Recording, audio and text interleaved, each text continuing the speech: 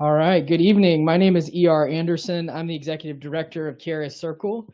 Charis Circle is the nonprofit programming arm of Charis Books, and Charis Books is the South's oldest independent feminist bookstore.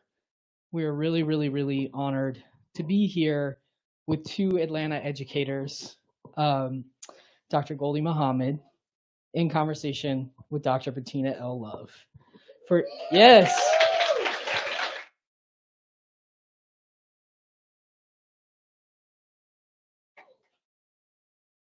And people say Atlanta people don't know how to be fans. But here y'all are. Thank you. Showing up, showing out for a discussion of Unearthing Joy, a guide to culturally and historically responsive teaching and learning. In this follow-up to Cultivating Genius, Dr. Gholdy Muhammad adds a fifth pursuit, joy, to her groundbreaking framework. She defines joy as more than celebration and happiness, but also as wellness, beauty, healing, and justice for oneself and across humanity. She shows how teaching from cultural and historical realities can enhance our efforts to cultivate identity, skills, intellect, criticality, and indeed joy for all students, giving them a powerful purpose to learn and contribute to the world, and continue it. We are joined tonight by Dr. Bettina L. Love, who is one of our favorite people. Dr. Love is the William F. Russell Professor at Teachers College, Columbia University, and the best-selling author of both We Want to Do More Than Survive and Punished for Dreaming, How School Reform Harms Black Children and How We Heal. In 2022, the Kennedy Center named Dr. Love one of the next 50 leaders making the world more inspired, inclusive, and compassionate. She's a co-founder of the Abolitionist Teaching Network, which maybe some of y'all know and are familiar with. If so, put your hands together for the Abolitionist Teaching Network. And she is a founding member of the task force that launched the program in her hands, distributing more than $15 million to Black women living in Georgia. Dr. Love is too accomplished for me to read all of her accomplishments, but just know that you are in the hands of genius tonight, and it's a great honor always to get to work with Dr. Love. But the woman of the hour tonight is Dr. Gholdy Muhammad.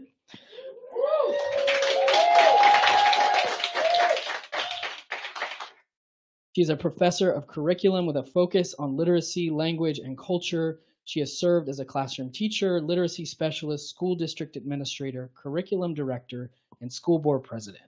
She studies Black historical excellence in education with the goal of reframing curriculum and instruction, and she has received numerous honors and awards for that work. Dr. Muhammad's scholarship has appeared in leading academic journals and books, and her Hill model has been adopted in thousands of schools and districts. Again, the book we are here to celebrate tonight and put into practice is Unearthing Joy, a guide to culturally and historically responsive teaching and learning. So without further ado, please welcome Dr. Bettina L. Love and Dr. Gholdy Muhammad.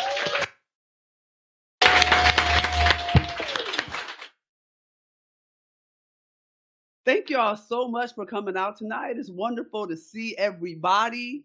It's wonderful to be in the building with my sis. I think the last time we did this was like 2009. My book at the old location. So here we are again, celebrating the follow-up to your amazing book, Cultivating Genius. But I do want to say that we are in the presence of one of the greatest curriculum writers, one of the greatest educational thinkers of our time. Like let's just take a moment, because Gholdy and I joke around a lot, but I don't think we understand in the moment how to just appreciate what we have, and to see the way and how you do the work is absolutely extraordinary. To see you create curriculum not only for all children, but particularly for Black children. In these times, as bold and loving, as creative that you do it, is just an inspiration to us all. And let me tell you how amazing she is. Just one Gholdy story. So we were writing an article together. We got so many. I got a lot, but we were writing an article together, and we were at Drip Coffee Shop up the street. And about 2 hours in, Gholdy with her little voice, "Hey sis, how you doing, sis? How many words you got?" I'm like, I got about 250. I'm good. How many you got, Gholdy? Oh, about 1,000, 2,000. I'm tight. I've been punching away for the last 2 hours, and you got almost 2,000 words, and she don't even got to edit them. It's already edited. She can do 2,000 words in 2 hours and don't even need an editor. So I'm trying to get y'all to understand how smart, how genius this woman is. And the fact that we get to learn from her and our babies are impacted by what you do is extraordinary. So thank you, thank you, thank you. And so I would love if you would read a bit, whatever you want, from this extraordinary book, Unearthing Joy. Oh, thank you, sis. Listen, we can have a contest of how much we love each other. We go back and forth. I'm going to win, right? But I have to say, Bettina L. Love, y'all. Her name is not just love. She embodies it. She has such a beautiful, beautiful heart. And to be in the presence of such brilliance, New York Times bestseller, y'all, right here, right? I have so many stories too, but I'm going to tell a different story real quick. I was having a really hard time in my life because, to get to joy, sometimes you got to go through some stuff. And, she didn't really know what was happening, but she came outside my house when I lived here in Atlanta, and she just sat outside my house. It was like 1, 2 o'clock in the morning, y'all. And she just let me know that I'm here if you need me. So Bettina Love's sisterhood is just so beautiful. And she is a model of who we should be as teachers, as educators, as scholars. Y'all know that Beyonce line where it says, I got this ish from Tina. When people ask me how I do it, I say, man, I got this ish from Tina. That's what I tell them. Savage. That's what I say. And I listen to that song and I follow her lead. I follow her model. And I'm like, okay, if Tina can do it, this is what I want to do. And we need that. We need beautiful models because, everyone in education, everybody in this work, they don't have a good heart. They don't have good intentions. They're jealous. They're competitive. And, we've always held this thing as want for your sister what you want for yourself. Mm-hmm. And so in our sisterhood, it has always been elevation and uplifting each other. And so I just want to say thank you, sis. I can't think of anyone better to be sitting next to. Read the book. Okay. I want to say thank you to my much older sister, Bettina Love. He said, man, we getting close to 45. I said, I'm not. He put me in that category. Don't laugh at her jokes, man. Oh, my God. She gonna think she killed it tonight. Should I do some stand-up? See what I'm saying? You encourage it. So listen, y'all. So I decided to add a fifth pursuit to the model, right, of joy. And how I choose to open books and stories, to me, that's the most important part of the book. I love writing introductions. I will spend so much time on introduction. The rest of the book, I'll fly by. The introduction is the most important part. I love how the story begins. I love writing it. And I always said, if I could write a whole book on just introductions, the book would never end or never continue. The whole book, each chapter would be a new introduction, I would. But I really wanted this book to feel like a different, I wanted to feel like it is kind of like an autobiography. It was like me speaking to the hearts and minds of teachers. I wanted it to feel like a art composition of like linguistic melodies. I wanted it to feel like I was really speaking. And when I was starting to write the introduction, I was listening to Stevie Wonder, right? Right. We love us some Stevie.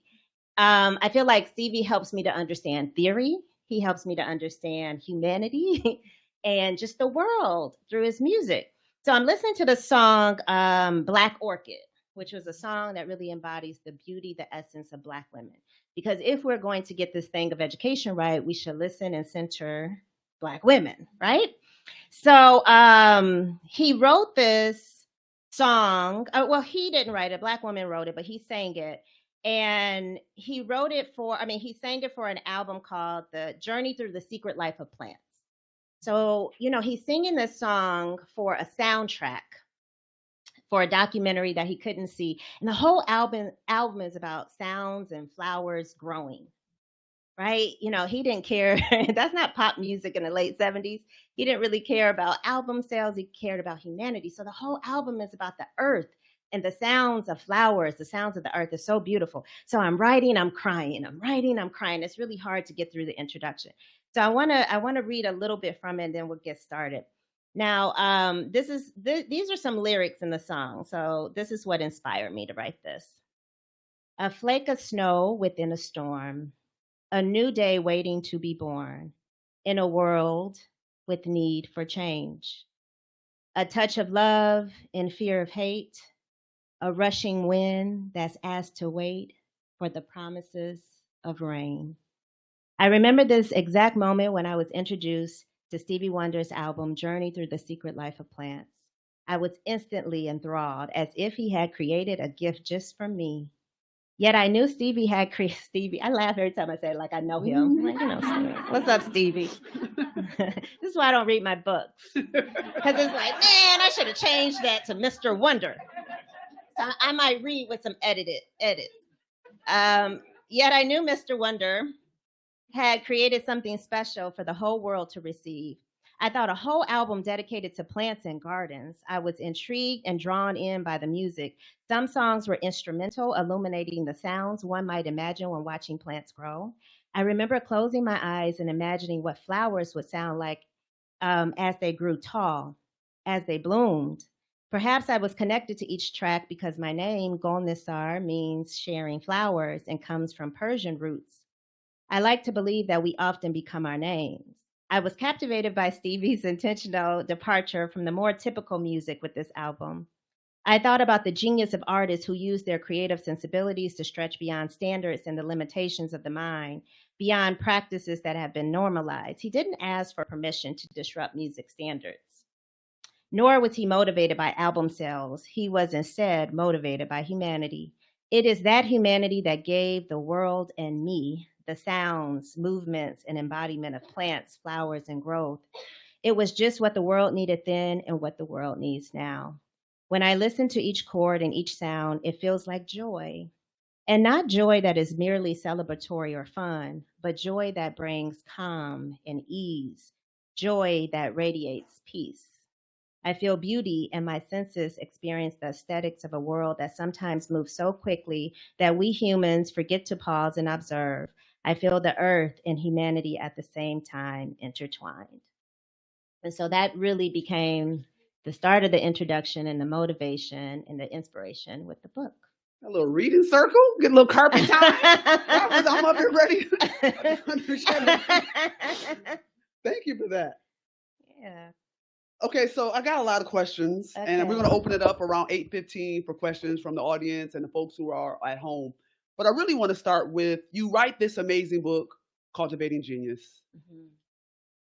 It sells, it's beautiful, schools are picking it up, and then you say, I need to add something. Yeah. It's missing something. Why?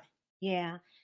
At the time, when Cultivating Genius was published, we then right away had a pandemic, right? A shutdown. And when we remember that time, people were not appreciating teachers. Teachers are trying to navigate to virtual spaces. There was a shift in education. We stopped testing, and we saw a little bit more joy emerge when we stopped some of these unnecessary demands on schools and teachers. And, we had a lot of loss. We had racial uprisings in the country. And I just felt myself coming back to joy, joy, joy. We need joy. And then folks started talking about learning loss. We're going to lose a lot when we come back. And they didn't really talk about the joy loss of Black people in the country, of our children, of our teachers. A lot of teachers were being pushed out and leaving the field. And so I went back to the ancestors and the historical archives, and I wanted to know, well, how did they see and experience joy? And, the ancestors fought for many things, anti-slavery, anti-racism and things, but, they were really fighting for joy. Nobody wants to get up and fight every day. they wanted to have peace and love and happiness and wonder and imagination. That's what they were really fighting for. And so I felt like the model needed an extra piece, an extra pursuit. And I started to kind of play around with it in talks with teachers. Every time I'm in the company of teachers, I am smarter, I'm better. And so I said, what happens if we make joy as like this serious pursuit, just as serious as skill development? And, it was sort of making them come alive and restoring something within the minds and hearts of teachers. And that sort of encouraged me to make it a fifth pursuit. And I said, okay, well, now I got to write about it, right? And then that came, what was next was the book. So I love that you use the word pursuit. Yeah. And you talk about the difference between standards and pursuits. Yeah. Can you break that down? Yeah. So that's the words of of Black ancestors, you all. Pursuit. They did not call their learning goals or standards. They called them pursuits. See, a standard is typically written by someone else, given by people we don't even know. Like, who wrote the Common Core standards? Y'all know their names? Y'all know what they look like? Have they been teachers? We don't know. And so a standard typically comes from someone else that is pushed on you. It's like one standard fits everybody. Everybody has to follow the same standard. A standard has a ceiling, a stopping point. I'm learning the standard to pass a test. What happens after that? It ends.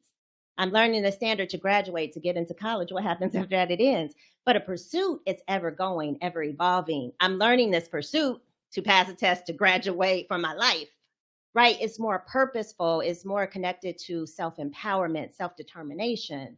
And it just feels better, right? It's like, do you want to have pursuits or standards? It feels like there's some action and some movement. Yeah. I love that. Yeah. So, there's some buzzwords in education like diversity, yeah, and inclusion and equity, but you actually define equity. And I think a lot of times we don't have really good working definitions. We just use the word. Mm-hmm. But when you ask folks to define it, so so help define this idea of equity, particularly in curriculum design. Well, a lot of people were thinking of equity as just access. Mm-hmm. Access somewhere. What about you giving me access to a raggedy, broke down schoolhouse? Is it still good that I'm walking inside? And so I started to study a lot of programs like, AP for All in New York City.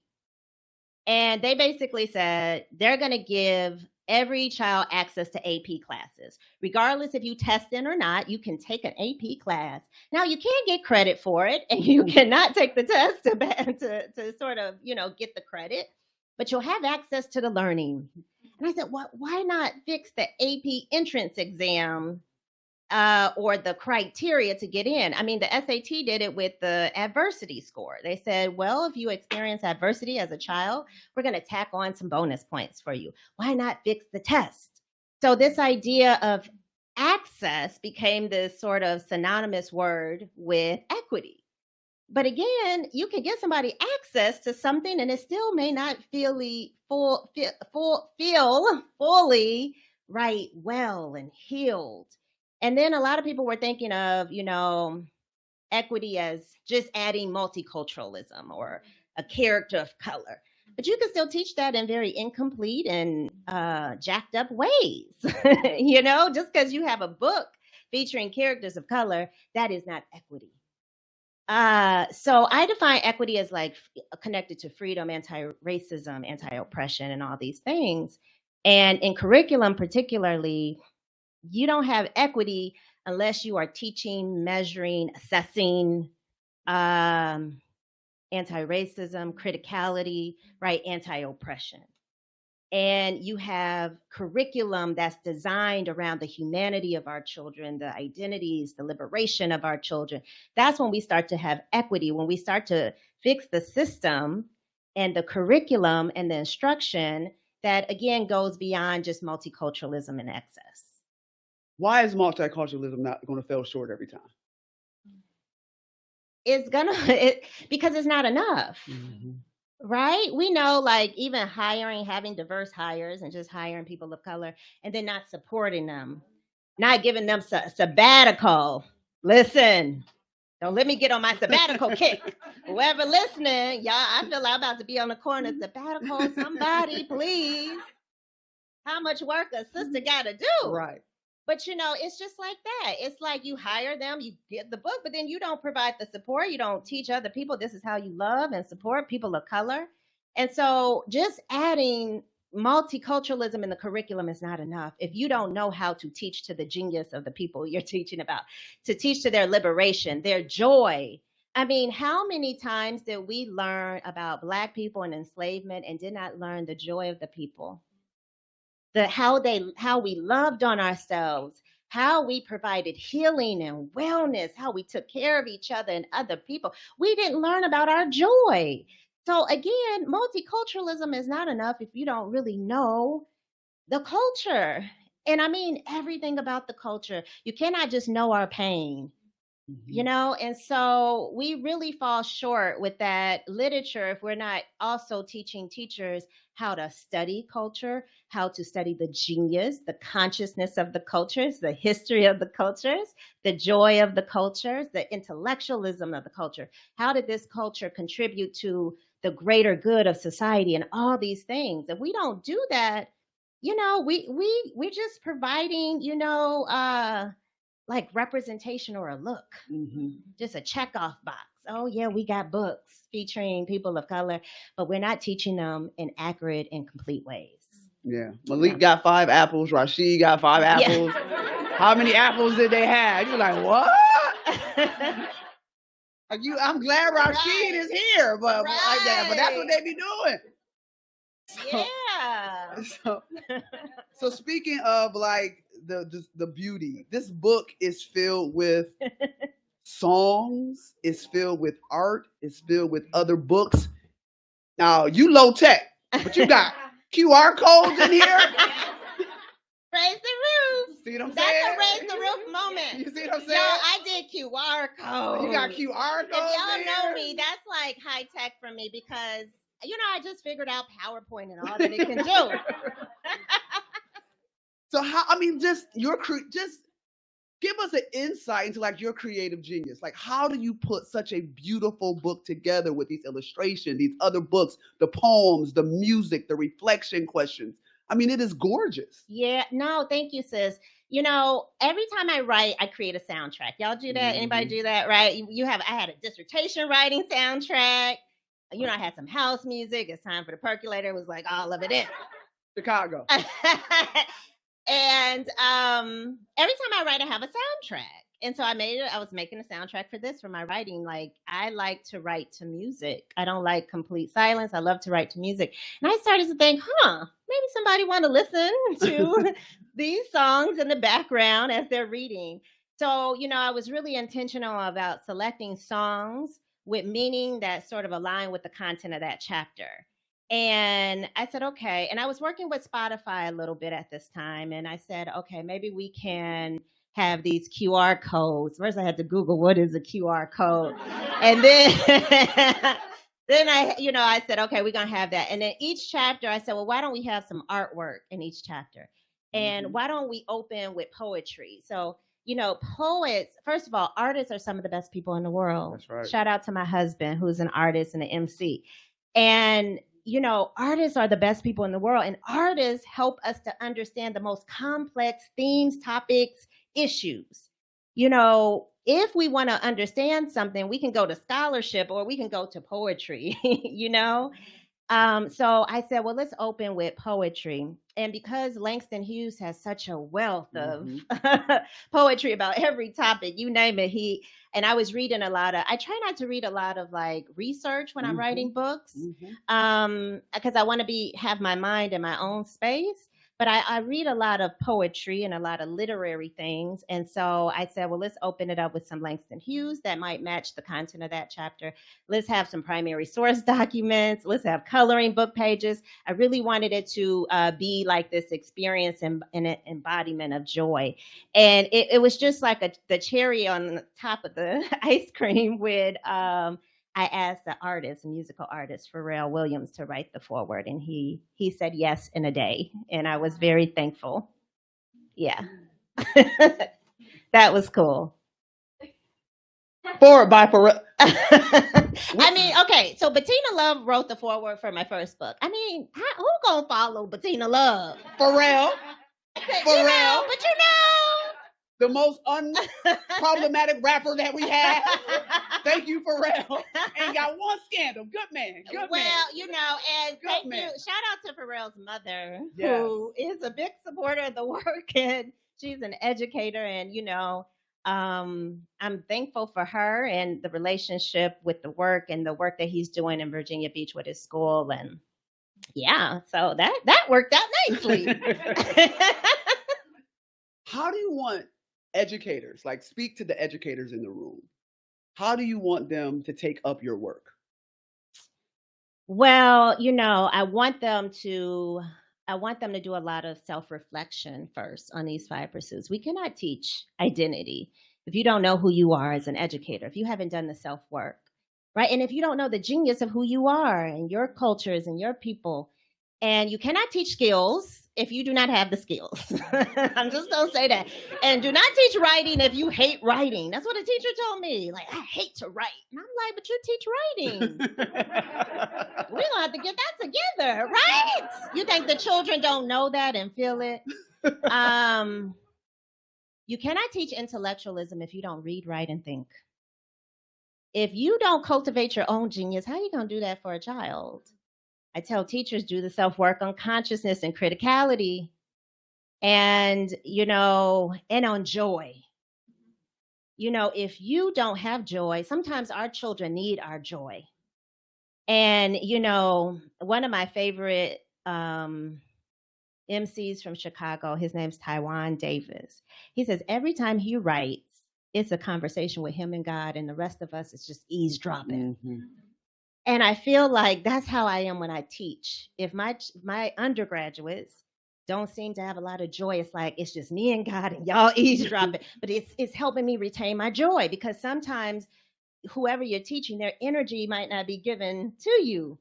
So, you know, you got to do the work with the 5 pursuits, and you got to follow the pursuits by the true, authentic definition.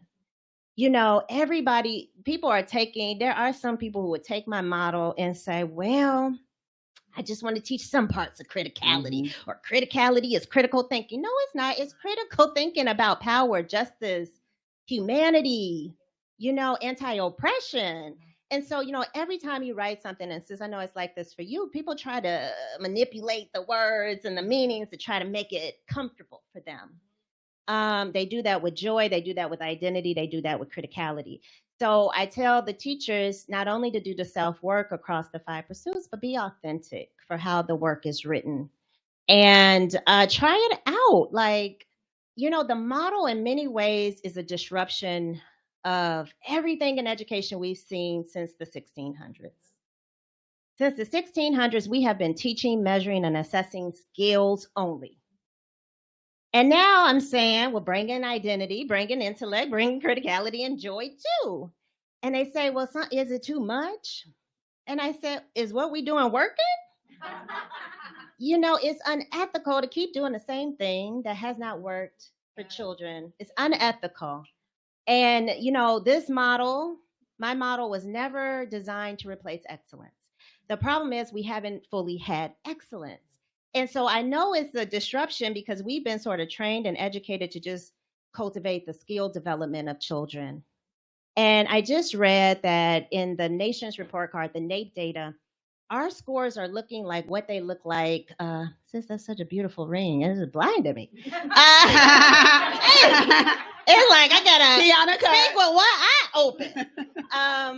They said, listen, when the sisters get together, anything can be said. But they said that, like, the data mimics what we saw in 1971. We should all be trying to do something different and new. And so it is not if it's easy, since what we've been doing this for decades. Is it possible? And we have a responsibility to disrupt and to change what has never really worked for our children, especially Black children. If we're talking about Black children, are all of our nation's children, one nation, then if they are not getting what they receive in terms of joy and intellect and criticality and skill, then none of us are getting it, none of the children. And so I want us to do the self-work. I want us to give it a try and see how you feel as a teacher. Every time I teach with this model, I have so much joy. I have so much love. And this is why I get so excited when I talk about it, because it's like, yes, I believe in it. It's beautiful. And I look at the children's faces. So I just encourage teachers to try it out, see how you feel, see how the students respond. So how do you get to be Gholdy Muhammad? Like, I know you want to shout out Gary, Indiana. Gary, Indiana. But tell us, like, where did this start? 'Cause I know you got letters to yourself as a little girl. Well, on one Friday, cold morning in Gary, Indiana. Gary, Indiana. Like, what was the spark? You know, we got like this ongoing debate, Gary versus Rochester. Rock is in the building. How many Rochesterians in the building? Thank you. Gary? Where you at, Gary? Oh, it's wait, we got one. All we need, you know, like Nas said, all I need is one mic. All I need is one Garyonian. I don't know what we call ourselves. Garyonians? Y'all call it the Jackson. If y'all could be AC aliens, we could be Garyolians. That sounds like a Creole dish. I'm from New Orleans. So look, I was telling Tina earlier. Recently I was cleaning out the garage and bins, all these bins, and I kept everything. I didn't even know this, but I kept everything. I was like a historian, archivist, and I would write letters to myself since I was in elementary school, almost every year of my life. And then high school, and then college when I was in my teacher prep program. And then I wrote letters to myself in my first years of teaching. And I never even knew that I did this. I forgot. And I'm reading these letters, and it is so overwhelming. Like every letter, I'm like encouraging myself to be this teacher. All letters were about teaching. And I'm like, you can do it. You're going to lead the world. It was like this. And I would say, Dear Gholdy, and I would sign Gholnecsar. It's like I was, y'all, these letters are crazy. That could be the Gemini in me. It was like two people. And I was hyping myself up. And I made this list of 10 goals for 10 years. I was maybe 20 or 21. You had pursuits back then? I had pursuits. Okay. And like 8 of the goals were about teaching and education. One was like, find a husband who loves you. And one was like, consider having a child. That was the last one, y'all. And so everything, like I'm seeing now who I am through these letters to myself. You all, I struggled. I wasn't like always like the top student. I struggled sometimes in education, but I had a different heart and a different motivation. And I kept every lesson plan, everything I've ever written for a child and for teachers. And it was such a beautiful thing. And I'm like, this is who I am. Mm-hmm. And I didn't realize, I would stay up. People see the books and the work, but they don't see how many nights I stay up all through the night praying I wasn't praying for this. Because Tina and I, we don't pray to have this. We just pray to put good work out in the world and be our best selves and try to be leaders and try to do right by our communities. That's what we have always prayed for. And so when I'm looking through my journals, I'm looking through my letters, it's like, wow, I get it now.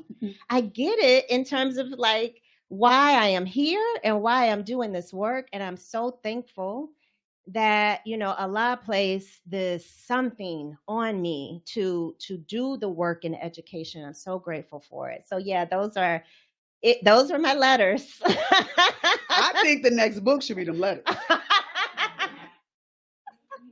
That would be beautiful. I love letters. I will write you a letter if you give me your address. I'll write you a love letter. I wrote love letters. I wrote letters to my mom. I remember writing this letter to my mom. And I said, Mom, the teacher, now we moved to the suburbs from Gary at this point. Gary got suburbs? No, like the Illinois suburb. Oh, okay. Let's be clear. We moved to Rochester. Thank you. Rochester, Indiana. No. And so we moved to the suburbs of Illinois, of Chicago. And I'm writing this letter to my mom. And I said, Mom, the teacher told us today that on Monday we have to dress up for Halloween. And I said, I'm scared. I don't know what to do. I don't have a costume. You know, Muslims, we weren't dressing up for Halloween and celebrating all that. And the teacher didn't celebrate, center my identity, my humanity. She said we have to celebrate Halloween and Christmas. And you should have seen the Christmas gifts I made up. When we had to share our gifts, I was just making up stuff that I got. I got everything, y'all. And I'm writing a letter and I said, Mom, and I took my money, because, you know, I just always save my money. I'm in 5th grade. I said, I took my money. I went to the store and I bought an angel costume so I won't be feeling out of place.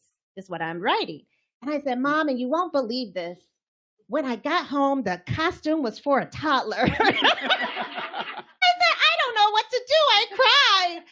But, you know, I tell that story sometimes to teachers about culturally responsiveness and what does it mean to center children's identity. And now I have the letter proof. It was a lot of anxiety. And it's like that for children. When they don't feel safe, they don't see themselves in the curriculum, in the classroom, they don't feel like they belong. So, you know, I'm trying to interrupt a lot of stuff that happened to me, too. Mm-hmm.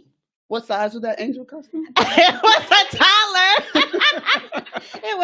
I told my mom it was $5.99. Get what you pay for. So, one of my other questions, I love in your book, you have a whole chart of how you're trying to reframe language. Yeah. So this idea of calling our students at risk and grit and not a math person. Yeah. Like, why is the language that we use to talk about our children so important, and how these efficient models won't even let us bring joy into the classroom? Because how we think and deeply feel about children will be how we teach them. Ideologies are not just thinking. They will impact and sort of display your actual teaching. So if you think a child is genius, you're going to teach to the genius. If you think a child is struggling, your lesson plan is going to be struggling. It's the same thing when you plant a flower. If you're just looking at the seeds and you're like, this is not going to grow, your cultivation, your watering is going to look quite different. But if you're like, somebody gave me these good seeds, they're going to be beautiful, colorful flowers, they're going to grow really well and beautiful, you are going to put all your time and energy in making sure that flower has the right sunlight, the right soil, the right water. And so it's all about what we think of our children. And you know, and some teachers will say, well, they might think this, but I don't let it show in my practices. You think children don't know? They're genius. Of course they know. They feel it. They see it. So whatever we think of our children is impacted and it's like sort of shown in our teaching practices. And honestly, like these words, at risk, non-white, subgroup, unmotivated, who is that helping? First of all, it's not true. It's false. It's deficit, but that is not serving any of us well. It's only using language to keep children, and we don't call white children subgroup. A teacher said to me, Gholdy, I've been using subgroup for 12 years. I said, who do you call subgroup? Do you call white children subgroup? She says, no. She calls children of color and children with IEPs subgroups of children. She says, what word do I use in place? I said, I'm not about to give you the answer. You've been teaching 12 years. I can't give you the answer. You need to come up with it now. And I almost wanted to say in the next 5 seconds. Listen, I am not the one to just I will hold your hand, yes. But I'm not going to let these kinds of things happen to children. Like you can't come up with one word, brilliant, smart, genius. And you've been teaching 12 years? So, you know, we got to interrupt this. That hurt me when the teacher said that. I have never encountered any child in any group who are not geniuses. There is no mystery on how to teach them. The first thing you do is treat them as human beings. And the second thing you do is love them. Mm-hmm. That is the one and only Asa Hill. Yes. Yes. Talk about just the grounding of what that quote means for you as a human being, as a teacher, as a Black woman, as a Muslim, and as someone who's trying to inspire teachers to see the genius in our children, to see them as genius? Well, you know, a lot of times we see our own children as genius. You know, when I would go around the country and say, "Tell me about your Black children," it was always those negative words. I said, "Well, tell me about your own daughter." And no one said my daughter's an intervention child or a tier 3 group. My child a tier 3. That's not the first thing somebody a parent says about their child. They will find something positive. You know, Johnny is good in baseball. They will find something. But why is it that we cannot find the genius and the brilliance and the beauty of Black children? And so, you know, it is the ancestors, it is the teachers like Asa Hilliard who guide me. You know, in the book, I use the collective we when I'm talking because I feel like I'm with them writing this. And, you know, they are teaching us how to get it right. And what I really want everybody to understand in my work is that Blackness is a beautiful model. Black history, Black educational history is the model of how we can educate every child. Because when you think about it, what other group has been through what we've been through, has been as diverse as we are, has sort of come up out of chattel slavery and innovated and then helped everybody else, provided the model for social movements, political movements, education. Like, this is the group of people to learn from. And, you know, that's what I'm really trying to express here, that we come from genius. We don't come from all these other things. We come from brilliance and beauty and joy. That's who we are. And here is this beautiful history and this beautiful model that can get every child right. So we're going to open up for questions. We're almost ready. This is my last question. We'll get ready to go. Okay. What brings you joy? Wow. Other than hanging with me. Hanging with my sis. Canceled meetings. Oh, yeah. I will raise the roof. It's been denying the roof being raised for the last 10 years. But isn't it, it's like no other joy like a canceled meeting. Not having meetings in person, sometimes it's joy. You know, joy is peace. Joy is like where you feel like you can be yourself. You have freedom of speech, for real, right? You have freedom to be yourself, to live out your fullest potential. That gives me joy. I keep certain people around me.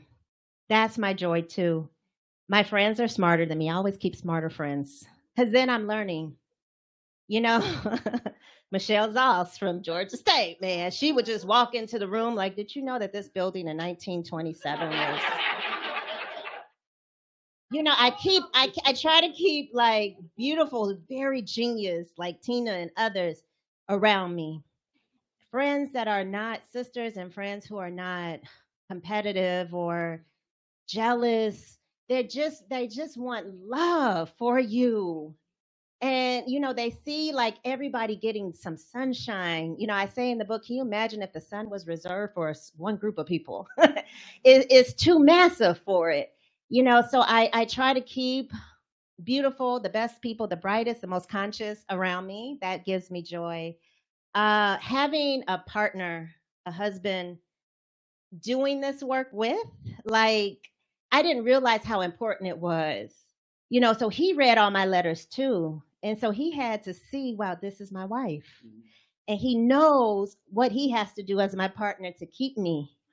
not to keep me like that, to keep me like to sustain me, keep me lifted. You know, that you like, yeah, don't break up, don't divorce, girl. No, not like that.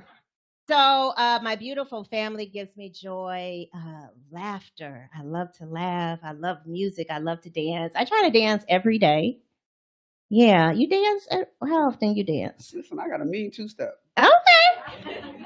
She just learned the electric slide last year, y'all. Lifelong learner right here. Thank you. Just learn the electric slide. Thank you. It was a Yeah. struggle. You know, I dance, I sit in silence. You know, our sister Yolanda Seeley Ruiz, she teaches us about silence and the beauty of it, you know. Yeah, so it's all of those things. It's doing nothing, like trying to detach from social media and the technology. That brings me joy. My beautiful daughter Jayla is very joyful. So yes, all those things, and I'm constantly sort of considering my joy every time I wake up. How are you feeling? How's your joy? And if something is sort of interrupting it, I try to reclaim it back in the day, you know, like back through or throughout the day. And yeah, so all the things that are beautiful. Thank you. Thank you. All right, we're going to open it up for questions. We'll begin with a virtual one, and then we'd love for folks to raise their hands so I can bring the mic to you so everybody can hear you. So Jillian Ogundeli says, when teachers are feeling burned out in the classroom, how do you inspire them to make the shift in their thinking without them feeling as though you are throwing another initiative their way or increasing their workload? Yeah, so you know, first I always ask teachers, do you feel joy when you walk in that building? Have you ever went to work and you like, as soon as you walk in, man, it's just a deflation of your energy, of the thing, of why you even became a teacher in the first place. So I always want teachers to first be in the right space that nurtures their joy, their consciousness, their genius. And, you know, be with if you feel deflated and tired and exhausted, I say it's okay. When teachers tell me that, I don't say, well, come on, do it. That's not my first response. My first response is always, what can I lift off of you? How can I help you? Because when teachers feel tired, when they say, I can't even take a bathroom break or even drink enough water, they're telling the truth. And so hopefully you have a school leader that listens to you in that way, right? And tries to lift some of that off of you. I know y'all talking like, And you have days off, take them. What is this thing when like I had perfect attendance? Who cares about that? You better take some wellness days. I know my students be taking like 20 wellness days. And I just say, okay, we only got 16 classes and they done took 20. The math ain't mathing. The math ain't mathing. So take your wellness days. Really ask yourself, is this giving me joy? You know, I really say that, you know, and I speak to my 3 weeks as a school principal and then I quit. There's some joy in quit. I'm always asking, like, is this joyful? You know, I'm not telling people to quit, but I always want people to really be in a space where they are loved and they have love. And in terms of more initiatives, most of these initiatives are more alike than they are different. And it's really up to leaders to synthesize them and help to explain them and put them in front. If they don't do that, it's going to look like, man, we got 20 different initiatives instead of like just one. And as a teacher, you have to be a scholar and do the work and saying, okay, which is the initiative that I need for my own practice, pedagogical practice, and which should I teach for my students? We got a question here. Okay. Okay, thank you. Thank you so much, both of you, for sharing your genius, Dr. Love and Dr. Muhammad. Being from Georgia and Atlanta, the House Bill 1084 is something that maybe you're hearing about, maybe not, but divisive concepts that are instilling a lot of fear in teachers. How do you help teachers to hang on to their joy in the face of that fear that's coming from educational policy at the legislative level? You know, that's tough. That's what we're trying to figure out, right? Because that's some good shots. Thought I was in Chicago. Look, you know, I ain't about to keep talking if I'm hearing shots fired. We good, y'all? We good over there? All right. Get it down. But you know, And this is why I love Tina's work and this idea of being punished for dreaming. It's not just the students and the children who are, it's the teachers who are really righteous about this work. And, I don't know if I have the answer. I think that's what we're trying to do. We're trying to galvanize. We're trying to write policy. The reason why all these sort of book bans and you all, they're trying to ban curriculum. Think about all the things they could change and ban in the world. Why curriculum? Why not billboards, ads, Netflix, or shows, music? They were paying musical artists to rap and sing about violence. They would pay you more. See, they're not going to ban the things that creates money and capitalism. They want to have control, and that's why curriculum is so powerful, you all. Just notice the things they are banning and not banning. And so first we have to understand the system and be smarter than them. Because I'm reading some of these laws and they're not even written in the most intelligent, genius way. And so we have to read them. We have to know them. We have to know the loopholes because we cannot disrupt something we don't fully understand. And then, it takes us to galvanize. I always go to the ancestors when I get stuck with the question, like, what do we do? What did they do? They organized and they came together. They wrote policy. They protested. What happens if we take all our children out of these raggedy schools? What they going to do then? So that's the bigger picture. And, some of us we're speaking about it. We're writing about it. We're trying to normalize new language for it. But ultimately, we need policy, y'all. The reason why these policies were pushed so much, because there was nothing to disrupt it. We never had policy around anti-racism, culturally responsive pedagogies, the types of books that belong in front of children. We never had policies. We just had suggestions and PD. And so leaders board members have to be chosen differently, have to go to different trainings. And I write a school board policy in the book, copy and paste that mug. We can write it up, but we have to then put it in front of people and start approving it at a local level. My question was, how do you share the joy with the parents? What do you recommend? Just love on parents. Like, tell them you love them and appreciate them. Be patient with them. Give them grace. Stop setting meetings for them at 7 a.m. Or, ask them what they need. Talk to them. Ask them, how can we make this experience, this relationship joyful? We don't have to sit in ignorance, you all, or wonder what to do. We have parents in front of us. All we have to do is ask them, build a beautiful relationship with them, learn from them. They carry genius. All we have to do is talk to the children. And so, what I do in the work is I said, what happens if we collect joy data?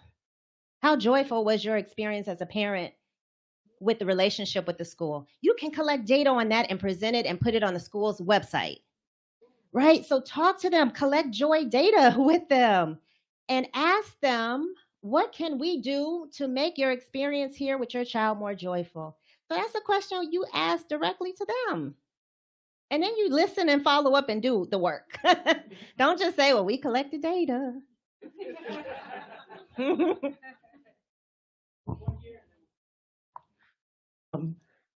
It's almost been a year that I've left teaching.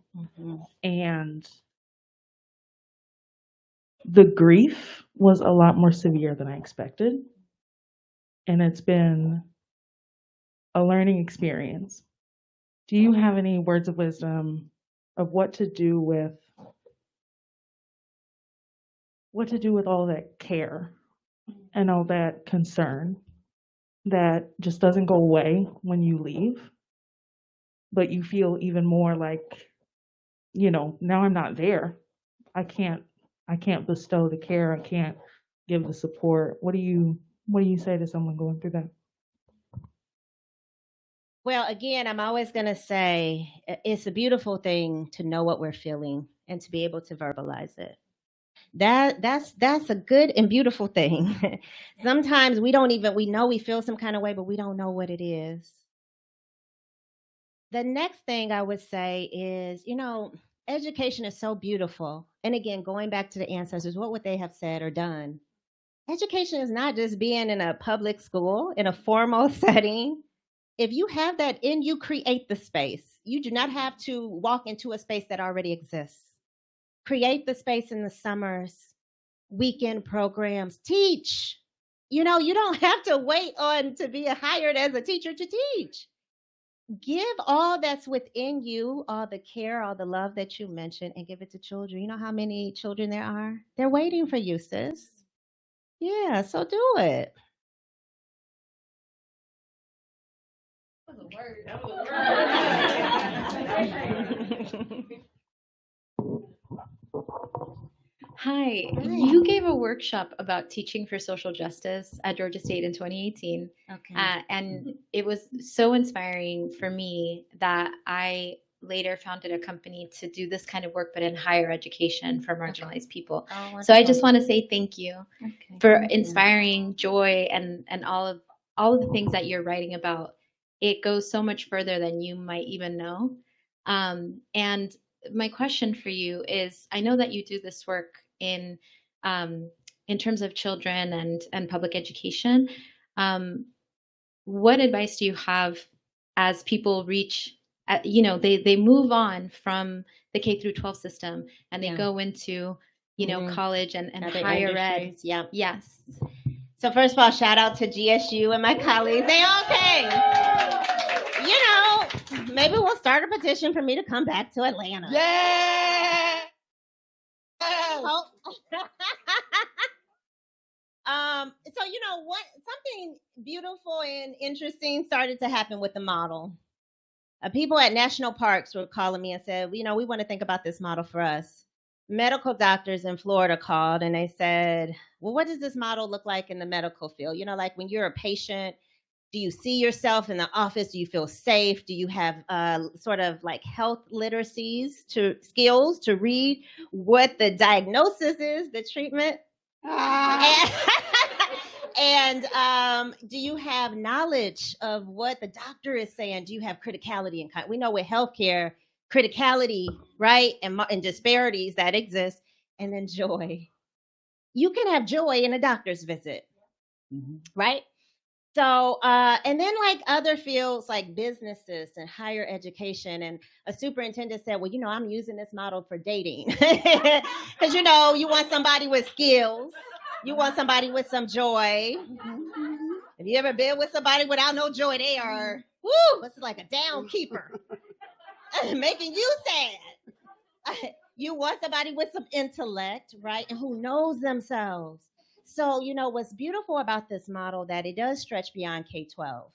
And you can use it as a model for life. And that's how you have a good pedagogical model, when that's the part of pursuits.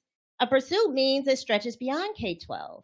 And so it's really up to like you to think about, or other industries to say, okay, how do these 5 pursuits meet the needs and the goals of my field? And I think it works. I mean, because these are the kind of employees we want to hire who understand diverse identities and all these other things. So I think we can think about them as interview questions, as a part of our evaluations, and just as a part of the kind of work we practice. Mm-hmm. We have a couple more online questions I want to get to, because our online chat has just been on fire this whole time. Just loving Online, folks. loving you. So I want to honor their participation. 90%. Tia asks, how can I have conversations with other teachers and administrators that use negative language and are unsupportive? How do I keep bringing joy when my team isn't aligned? Well, when the language happens, I think we have to say, no, I'm sorry, dear colleague. Our students are not at risk. They're genius. Interrupt it. And as Yoli teaches us, tell the truth in kindness and in love. That's what she tells me, because, I'd be wanting to pop off. She's like, sissy, tell the truth, right? Tell the truth in kindness and in love. Even if it's your colleague, at the end of the day, if they're uncomfortable, how they deal with the truth is on them. It's not on you, because sometimes we try to put that on ourselves. but you have one responsibility to the children to stand up for them and tell the truth in kindness and in love. And, you know, for the people who don't want this work or push back, try to understand why. Is it because they are fearful? They think that white children or other children won't get what they want. They think that they won't be a strong leader or teacher. They won't get the test results. Are we getting the test results now? Right? Sometimes they're against this work because they're just ignorant. They don't know what it is. Ignorant in a way of not knowing, lack of knowledge. They're against this work because they're tired. They don't want another model. But again, we have to push past our tiredness and give children what they deeply need and deserve. And then sometimes they're against this for hate. And Tina and I talk about this a lot. What are we going to do for that person? We can't change their hearts in a PD or a staff meeting. You know? So you have to figure out, too, who you are. Is it your job to teach the colleagues? Because you may not have been hired for that. And then you have to figure out typically like why they are lacking a support for something that's so beautiful and good. And for some, I don't even talk debate. You know, some people you can't debate with. They don't know enough to debate with you, right? Mm-hmm. You can't debate with them. It would be a waste of your time. But what you can do, okay, look at this lesson plan, this unit plan. What do you think about it? Like, show them the work. Come into my classroom and see it. That's what I tell people. Like, let people see the beauty of the work and then have a conversation from there.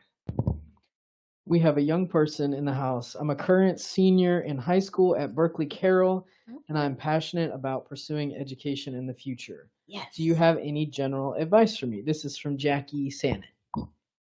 Just write many letters to yourself.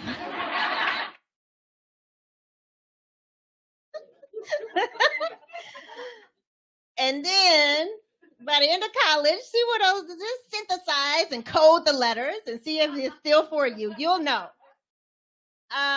No, I first of all, I think it's beautiful, right? That you want to be it's a beautiful career, you all. It is so fulfilling. It is so, even in the hardships, it's so much light. And you know, we are attracted to light. That's why people love Tina so much, because she is light. Yeah. Thank you. Thank you. Yeah, we are all light, right? And so I think it's beautiful. I think like anytime you can get an experience with a child, like tutoring or like, you know, after school program, do it. Like start now. You don't have to wait to college. You can start having those experiences. You can start writing lesson plans. You can really start becoming who you are destined to be. And then write a letter to yourself after every year. Mm-hmm. And then our final question is, what's next for Dr. Gholdy? Is Unearthing Joy the second book of a trilogy? I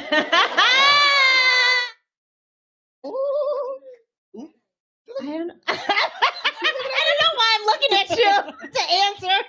What do you think, sis?